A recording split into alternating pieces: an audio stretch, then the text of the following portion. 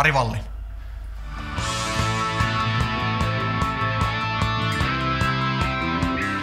Rooli on varmaan puolustava puolustaja ja vahvuudet on sitten kovassa pelissä.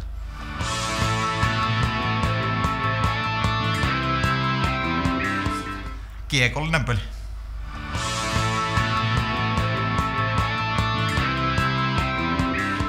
No se oli tuo joukkueen kanssa voitettu bronssi viime vuonna. Ja sitä kautta kun päästiin noita mestiskarsintoja pelaamaan.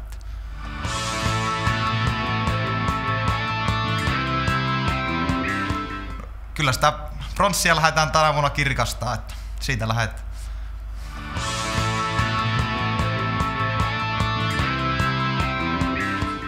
Ei muuta kuin kaikki vaan kannustaa, niin eiköhän se siitä taas iloksi muuta.